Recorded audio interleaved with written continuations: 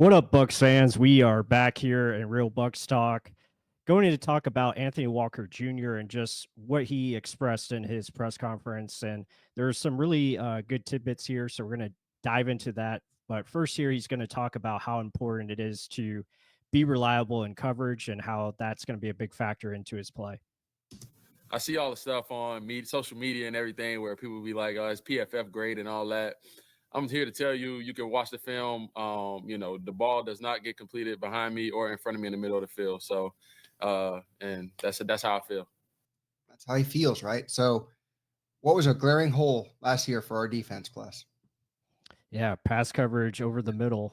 It was just wide open season every week. So Yeah, so you see the biggest difference between him and KJ Britt. Yeah, they switched teams. People are like, oh, it was just a trade, right? Now, this guy's a little bit better in coverage than KJ Britt was, a lot faster than what KJ Britt was. He's friends with Levante, finally on the team. But it's cool to have the chemistry of guys that train together, that are fast, and know how to play the team game of football, right? And that's something he's going to go more into, I guess, more in detail in, and let's him talk about that, and then we'll discuss.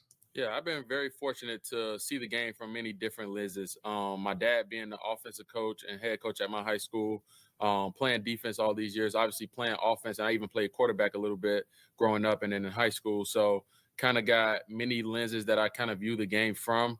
But as a linebacker, it's all about for me. It's all about spatial awareness and like what the defense calls at that, whatever the defensive call is at that point. What are we trying to defend, and what are we trying to allow the offense to? We'll let you take the check down here, or we'll let you think this is open, but we know we got to close that gap or close that seam. So again, like I think that's where it all starts for me is just like processing what we're trying to get done on defense and how the offense can attack us and being able to beat them to the punch, knowing that they can only attack certain parts of the field. Thinking the right. game. Yeah. Yeah, no, that's well said. I mean, just knowing your responsibility, know what's happening in front of you, also behind you. That's a big factor. And at times last year with the linebackers that we had on the field, especially whoever was in coverage, it just didn't seem like that aspect. Everything was not working as one. And hopefully with, Walker coming in here, he can provide that knowledge to, if whether he's starting or if Servassier Dennis is going to be the starter or even a draft pick, so just having that background and understanding of, what's your depth of the running back, what is the receiver's route concepts, all that stuff plays into it. Yeah, the biggest takeaway I take is what are we trying to defend and what are we willing to allow? That is the biggest thing of what a defender has to do. If you have young guys like Servasi did fantastic, but I'm talking like KJ Britt, who had a handful of starts under his belt last year, right? The year Mhm. before. And then you have Funderburk, who is an undrafted free agent, not at all any reps of NFL starting at all. And he was thrown out there. So you got a guy that understands the defense, and the middle of the field is what our biggest weakness was. So, what is he willing to allow? Don't just break away because you see a guy breaking free. Know where your help is. What, as a linebacker, what is your role to defend? Is it to defend the underneath, or is it to get back and help your defenders in the secondary because you don't want to give up 35? You'd rather allow five, right? So, there's a big difference in those two ways of thought, right? And when you look at years past, KJ Britt was just slow. Devin White was really fast, but he would run himself out of position at times or just not hustle to it. So it's like this is the train of thought that I want as my team defense, not just a linebacker.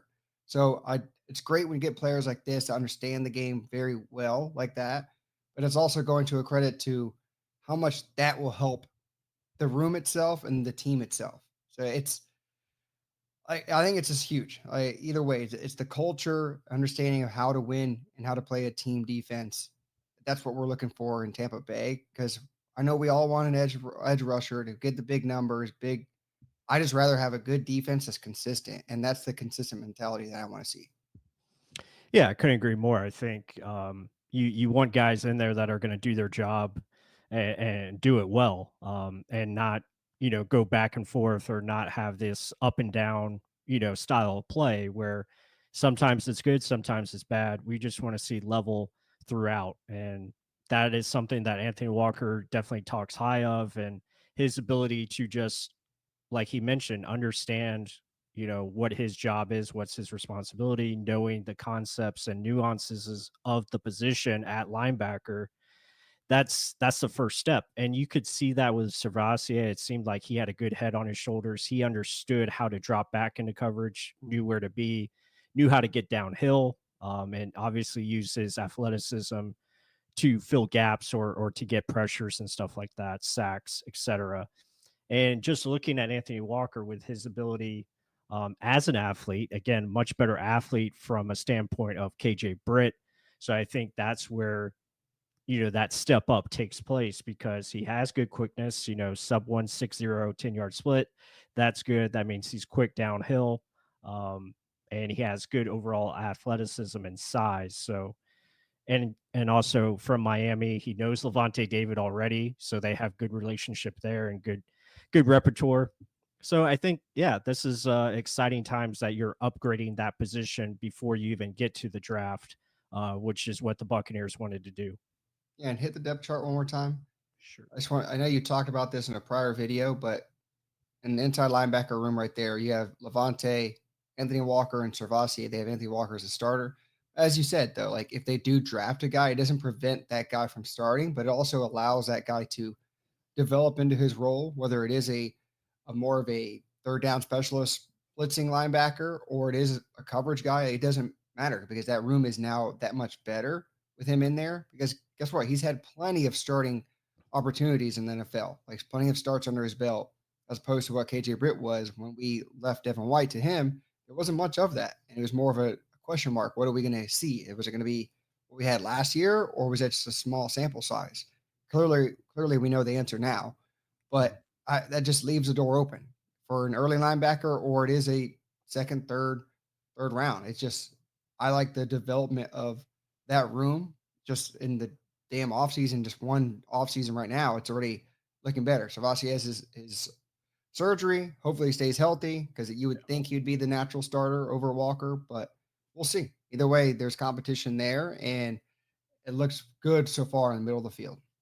Yeah, I think it definitely sets you up for the draft going forward. And if they take a Jalen Walker, if they take a Jahad Campbell, those guys can come in and they don't have to start right away. You can use them in different situations, whether that's off the edge or just blitzing up the gut, like Todd Bowles likes to do. They can be bonuses on special teams. Same thing if you wait on a linebacker, Chris Paul, Carson Schlesinger, etc. There's options there. So you have to feel good. And I like what Anthony Walker is talking about as far as what he mentioned.